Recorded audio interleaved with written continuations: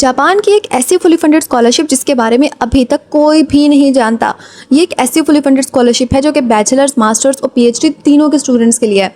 और ये एक फुली फंडेड स्कॉलरशिप है पीएचडी के लिए भी और बैचलर्स और मास्टर्स के लिए भी। तो चाहे अभी आप बैचलर्स कर रहे हो, अपने आखिरी सेमेस्टर्स में हो, या आपने कर लिया है, आप मास्टर्स कर रहे हो या आपने कर लिया है, तो हर तरह के स्टूडेंट इसके अंदर अप्लाई कर सकते हैं।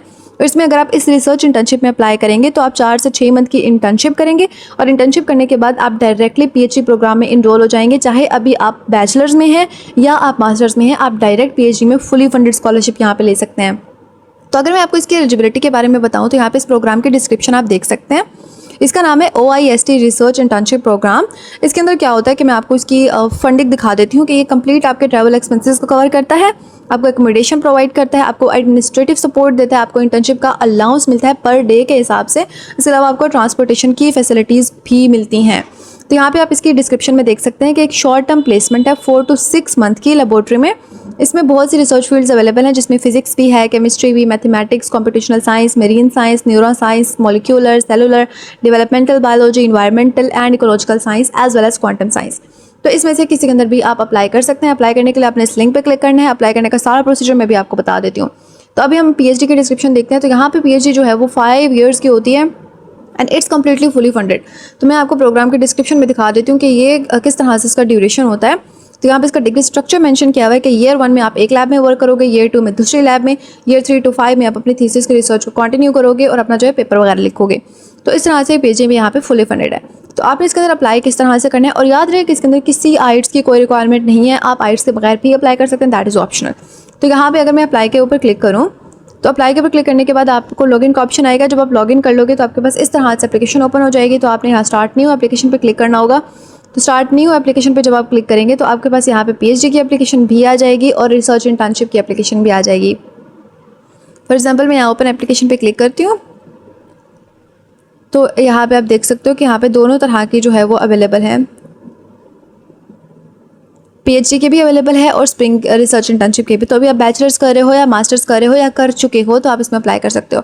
तो फर्स्ट ऑफ ऑल मैं आपको यहाँ पे स्प्रिंग रिसर्च इंटर्नशिप के अंदर अप्लाई करने का तरीका बता देती हूँ। आपने ओपन एप्लीकेशन पे जाना है। ओपन एप्लीकेशन के ऊपर आप यहाँ पे सारी डिटेल देख सकते हैं कि यहाँ पे सब कुछ मेंशन किया हुआ है। तो सबसे पहले आपने अपनी पर्सनल बैकग्राउंड के ऊपर जाना है। पर्सनल बैकग्राउंड के ऊपर आपने यहाँ पे अपना नेम लिखना है, आपका एड्रेस, आपका ईमेल एड्रेस, आपका जो डिवाइस टाइप है, कुछ भी टेलीफोन नंबर ये लिखेंगे, आपकी बायोग्राफिकल इन्फॉर्मेशन, आपका जेंडर, आपका डेट ऑफ बर्थ, आपका सिटीजनशिप इन्फॉर्मेशन एंड देन आपने कंटिन्यू पे क्लिक करना है। कंटिन्यू के बाद आपने नेक्स्ट सेक्शन पे आ जाना है जो कि है एजुकेशनल हिस्ट्री। एजुकेशन हिस्ट्री में आपने अपने सारे जो पुराने इंस्टीट्यूट्स हैं जहाँ जहाँ भी आप पढ़ चुके हो, जो भी आपने डिग्री की है, आपने वो सारी मेंशन करनी है। यहाँ लेवल ऑफ स्टडी में आप देख सकते हो आपने बैचलर्स किया है तो आप अपनी बैचलर्स की सारी डिटेल यहाँ पे मेंशन करेंगे। मास्टर किया है तो मास्टर की सारी डिटेल मेंशन करेंगे। यहाँ पे आप अपना डिप्लोमा अपलोड करेंगे। डिप्लोमा का मतलब होता है आपकी डिग्री। तो अगर आपकी यहाँ पे कोई डिप्लोमा नहीं है, अगर आपको डिग्री नहीं मिली, आप ग्रेजुएट नहीं हुए हो, तो आपने यहाँ पे अपना डिप्लोमा नहीं अपलोड करना, आपने सर्टिफिकेट ऑफ इनरोलमेंट अपलोड करना है अपने इंस्टीट्यूशन का। यानी जब आपने एडमिशन लिया था तो एक सर्टिफिकेट ऑफ इनरोलमेंट होता है, वो यहाँ पे ऐड करेंगे। इसके अलावा आपने यहाँ पे अपनी ट्रांसक्रिप्ट अपलोड करनी है, सेव पे क्लिक करना है और आपने नेक्स्ट प्रोसीड करना है। उसके बाद आपने नेक्स्ट सेक्शन पे आ जाना है, that is supporting information. Supporting information में आपको कुछ चीज़ें आपसे मांगी जाएंगी, लाइक यहाँ पे अपना स्टेटमेंट ऑफ पर्पस आपने मेंशन करना होगा जो कि 1500 कैरेक्टर से ज़्यादा नहीं होना चाहिए। इसमें आपने 2 चीज़ें मेंशन करनी है, why do you hope to accomplish at OIST and how does a research internship at OIST fit into your overall career. उसके बाद आपने यहाँ पे अपनी CV अपलोड करनी है और याद रखें आप अपने जापान के फॉर्मेट के अकॉर्डिंग डालनी है। यहाँ पे आपने अपनी पिक्चर लेनी है, आपने यहाँ पे अपना स्टूडेंट ID या जो सर्टिफिकेट ऑफ रजिस्ट्रेशन होता है, अगर आप करंट स्टूडेंट हो तो। अगर आप नहीं हो, आपने ग्रेजुएशन कर लिया, आपने मास्टर्स कर लिया, तो फिर इसकी ज़रूरत नहीं है। फिर आपने यहाँ पे कंटिन्यू पे क्लिक कर देना है। उसके बाद आपने नेक्स्ट पे आ जाना है, दैट इज़ वीडियो स्टेटमेंट। तो यहाँ पे अपने सेल्फ प्रमोशन वीडियो या कोई रिसर्च इंटर्नशिप के अकॉर्डिंग आपने एक वीडियो बनानी है यहाँ पे जो कि 30 सेकंड की होनी चाहिए। आप सिंपल से कोई भी एक वीडियो बना सकते हो जिसमें आपने मेंशन करने हैं अपने एकेडमिक करियर गोल्स।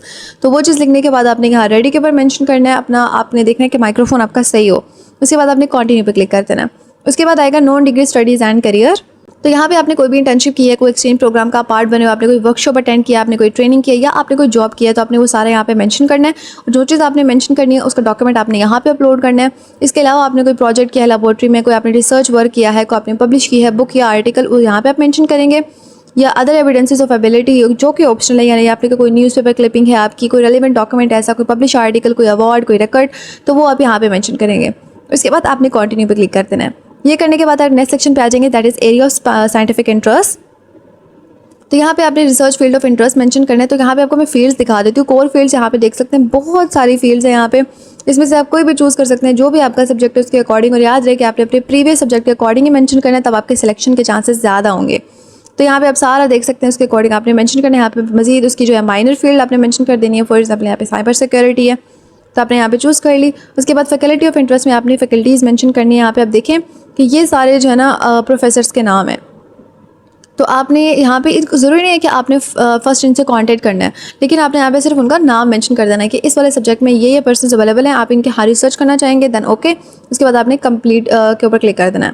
तो नेक्स्ट आ जाएगा आपका ड्यूरेशन ऑफ विजिट। तो ये रिसर्च इंटर्नशिप का जो ड्यूरेशन है उसमें आपसे पूछ रहा है कि क्या आप इस ड्यूरेशन में अवेलेबल होंगे, जो कि 8 अप्रैल 2027 से लेकर 13 मई 2027 तक होगा। उसके बाद आपकी इंटर्नशिप जो है वो एंड हो जाएगी। तो क्या आप इस डेट में अवेलेबल होंगे, तो आपने यहाँ पे भी देख लेना है कि are you requested dates flexible, तो आप लिखिए नो, मैं उसी ही डेट पे आना चाहता हूँ जो यहाँ पे मेंशन है। उसके बाद आपने कंटिन्यू पे क्लिक कर देना है। ये सब करने के बाद आपने एग्जाम स्कोर्स के ऊपर आ जाना है। एग्जाम स्कोर के ऊपर अगर आपके पास कोई टेस्ट है तो आपने ऐड कर देना है, अदरवाइज ये सेक्शन इतना ज़्यादा कंपलसरी नहीं है, इसका आपको नेक्स्ट में भी समझ आ जाएगी, वो मैं आपको दिखा देती हूँ। जैसे यहाँ पे आपने एग्जाम डॉक्यूमेंट के ऊपर क्लिक किया तो आपने यहाँ पे लैंग्वेज प्रोफिशिएंसी के are you a native speaker of English, तो आप यहाँ पे लिखेंगे नो, मैं तो नहीं हूँ। कि ऐड अ आइट्स और TOEFL score in the exam score page and upload the supporting documentation below, that is optional. यानी कि अगर आपके पास कोई MOI वगैरह भी है ना, तो आप वो यहाँ पे इसको अपलोड कर सकते हैं, otherwise this section is optional, क्योंकि अगर कंपल्सरी होता तो यहाँ पे स्टार लगा होता। उसके बाद आपने ट्रैवल इन्फॉर्मेशन पे आ जाना है। ट्रैवल इन्फॉर्मेशन में आपने यहाँ पे अपना पासपोर्ट नंबर मेंशन करना है, आपके पासपोर्ट की फ़ोटो स्कैन करनी है।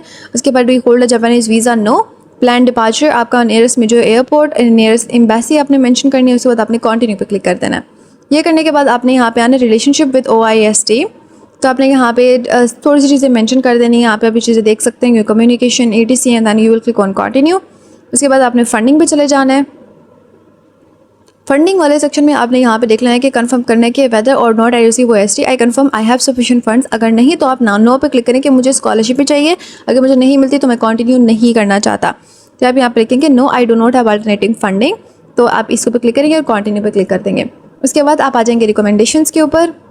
रिकमेंडेशन में आपको चाहिए होंगे रिकमेंडेशन लेटर्स, तो आप यहाँ पे 3 रिकमेंडेशन लेटर्स अपने इंग्लिश में अपलोड करेंगे। आपको ना सिर्फ और सिर्फ यहाँ पे प्रोफेसर का नाम मेंशन करना है, और यहाँ पे ये भी लिखना है कि once you send this form to your recommender you will not be able to change your decision. तो इसके ऊपर आप क्लिक कर देंगे एंड देन यहाँ पे सेंड टू रिकमेंडर कर देंगे। 3 रिकमेंडेशन लेटर्स आपको चाहिए होंगे। उसके बाद आप लोगों ने रिव्यू पर आ जाना है। रिव्यू पर आके अपनी सारी एप्लीकेशन जो है वो रिव्यू करनी है, और रिव्यू करने के बाद आपने इसको सेव फॉर लेटर कर देना है। तो यहाँ पे आप एप्लीकेशन के डॉक्यूमेंट्स में देख सकते हैं कि आपको ट्रांसक्रिप्ट चाहिए होगी, आपको स्टेटमेंट ऑफ पर्पस, आपको CV, आपको recommendation letter, passport, ID photo and English proficiency score which is optional. तो यहाँ पे अगर हम इसकी एप्लीकेशन फ़ीस की बात करें तो इसमें अप्लाई करने के लिए ना आपको 5000 JPY देना पड़ता है, जो कि नॉन रिफंडेबल होता है। तो 5000 JPY बनता है Pakistani 6 to 7000, and I think कि इतनी अच्छी अपॉर्चुनिटी के लिए थोड़े से पैसे इन्वेस्ट करना कोई बुरी बात नहीं है। तो इसमें आप एप्लीकेशन फ़ीस पे करने के बाद जो है आपकी जो एप्लीकेशन है वो सबमिट हो जाएगी। तो इसमें अप्लाई करने की जो लास्ट डेट है वो भी मैं आपको दिखा देती हूँ। इसकी जो डेडलाइन है वो स्प्रिंग 2027 इंटर्नशिप की अक्टूबर 15 2026 है। इससे पहले आपने अप्लाई करना है, दिसंबर तक आपका रिजल्ट आ जाएगा और आपकी इंटर्नशिप अप्रैल से सितंबर तक स्टार्ट हो जाएगी। तो जल्दी से इसमें अप्लाई करें और वेट मत करें।